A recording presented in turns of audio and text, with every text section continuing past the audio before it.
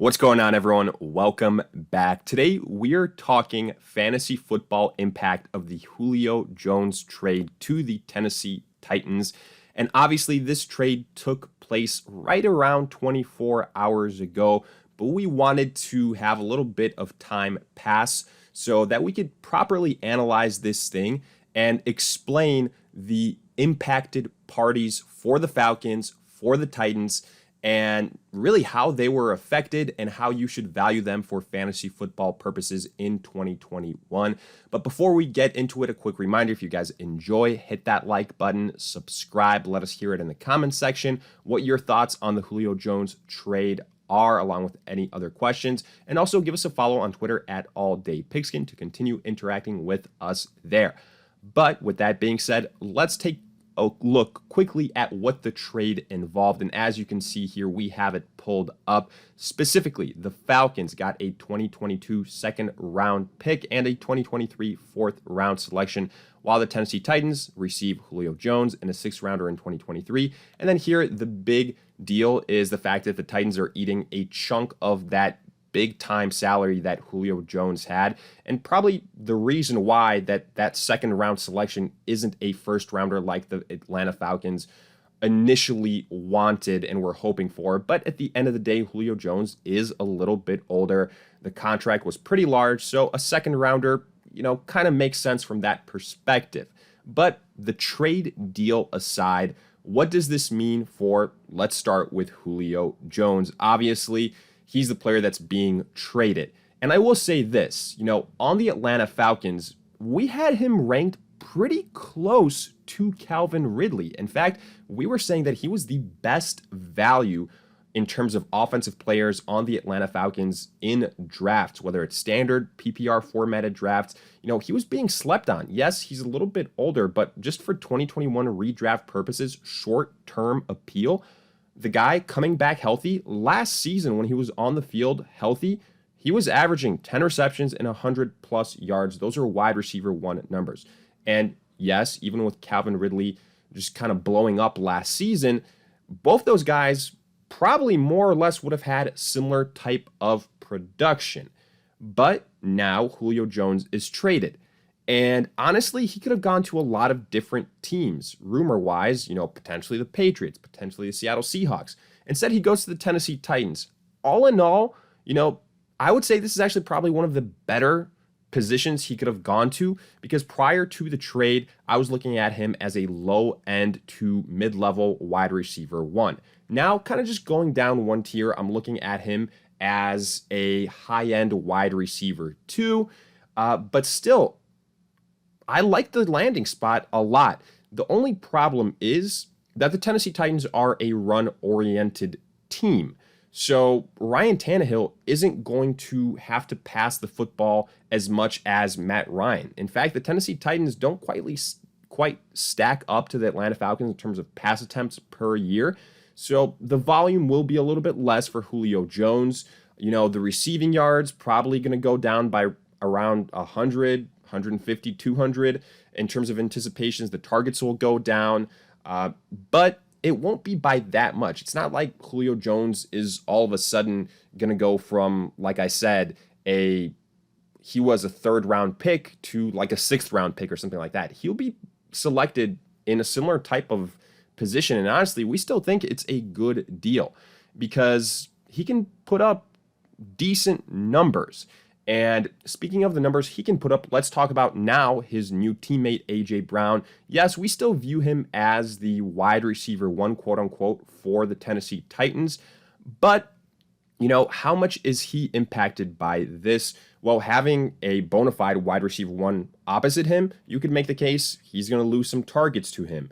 But also on the flip side, well, Julio Jones is going to take away a lot of coverages. That's going to open up big plays, those kind of opportunities. Ultimately, the way I'm treating A.J. Brown, I had him kind of right outside my top 5 wide receivers. And at most, I'll drop him, probably 1 to 2 to 3 spots. I still think he warrants a second round selection. I just more so view him now as a mid-level to low-end wide receiver one. So, maybe not knocking him down my rankings as much as some other people might be. I still think he's more familiar with Ryan Tannehill. I think he's a little bit younger, and just he's going to have a slight edge over Julio Jones. But at the end of the day, it honestly wouldn't shock me if both guys put up very similar type of stats. And for that reason, I do think Julio Jones is, again, the better deal on this offense for this team. So I have no problem if you're drafting Julio Jones, at the end of the third round. Hell, if he's there in the fourth round, that is a steal in my opinion. As far as other players quickly on the Titans to go over impacted by this, Derrick Henry, I had him as a top 3, top 5 running back. So I obviously have pretty high thoughts and pretty high hopes for him projections wise. And this isn't going to hurt him, I think, or really help him in a big way. I still think the game plan, like I said before, is for the Tennessee Titans to run the football. The addition of Julio Jones does not change that, in my opinion. It just allows the option, of being able to air it out. But that offense works better when Ryan Tannehill is sort of a game manager. So Derrick Henry, not hurt by this at all. As far as the other wide receivers, though, Josh Reynolds, he was someone that we thought he could be a sneaky sleeper in fantasy football for 2021.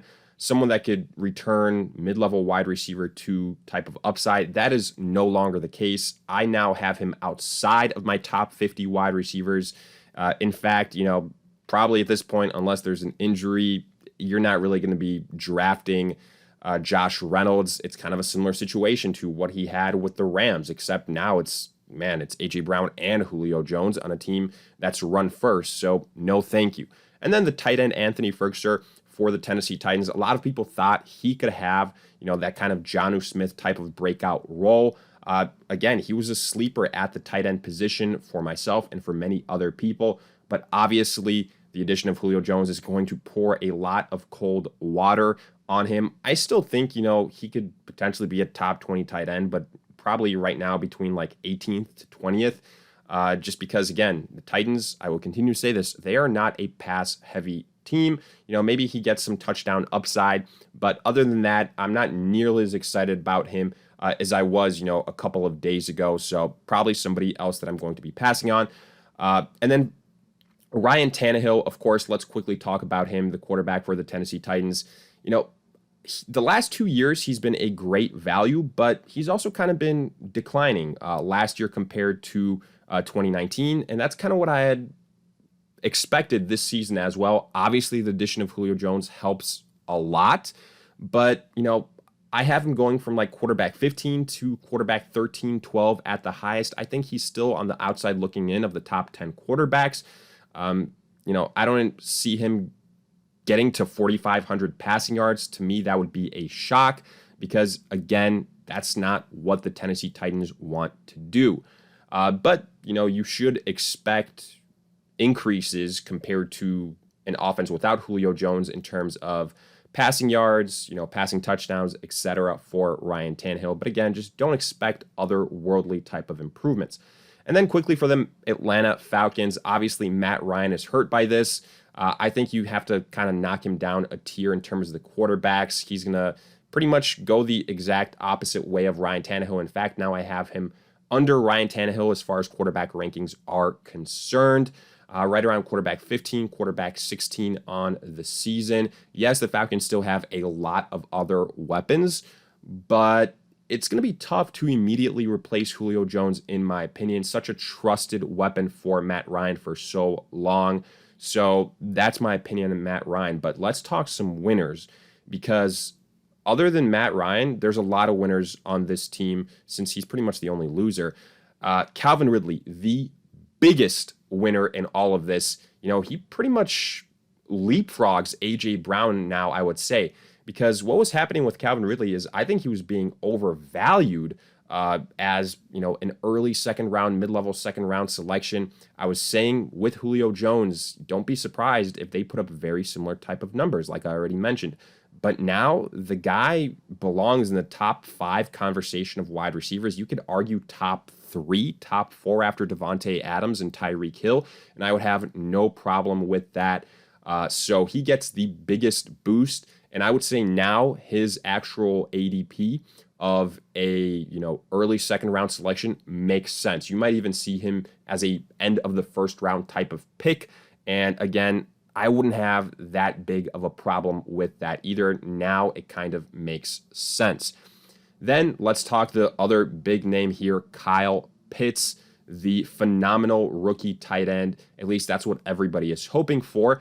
Prior to this, I was very conservative with Kyle Pitts because there's just too many mouths to feed for the Atlanta Falcons. So it was going to be a tough situation for him to return on the investment, especially if he was being drafted as a top 5 tight end, which I have seen before.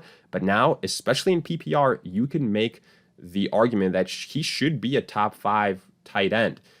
I'm still not projecting 1,000 yards receiving for him, but anywhere between, let's say, 800 to 950 yards wouldn't be shocking. It's kind of, should be expected. Receptions wise, maybe he can get, between 70 to like 80 receptions on the season. I think that would be very good type of production from him.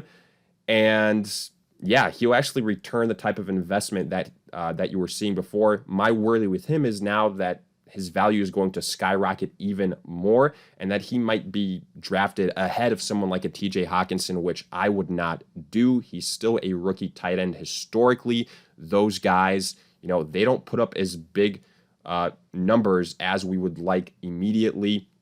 And for that reason, and also we still don't know how the Atlanta Falcons will use him. Yes, he could play wide receiver, but until they say we're going to line him up at wide receiver, I'm still going to continue to say Kyle Pitts, someone that's going to have less than 1,000 yards receiving, probably between 800 and 900 yards receiving.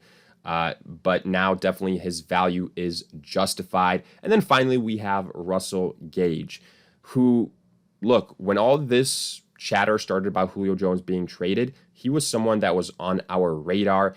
And I would say now he's a big winner. He leaps into my top 50 wide receivers. In fact, he's right around the 30 to 35 range, the top 35 wide receivers. I think that he could go over 80 receptions.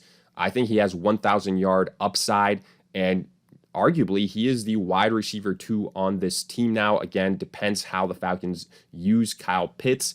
But I think he is someone that you should definitely be targeting. He has got, mid-level wide receiver 2 upside. So I am excited about him. I think it's going to take a little bit longer for his ADP to kind of get up there. So I would be taking advantage of that discount while you still can. But other than that, Mike Davis is kind of the last person there. I don't think he's impacted by this too much. Maybe it kind of increases his pass catching numbers by a little bit, but not by too much, maybe like 5-10 receptions, something like that. But at the end of the day, that's kind of the big breakdown. So let me know what you guys think. Do you agree, disagree, along with any other questions? If you guys enjoyed, hit that like button, subscribe, and give us a follow on Twitter at AllDayPigskin. In the meantime, we'll see you guys in future videos.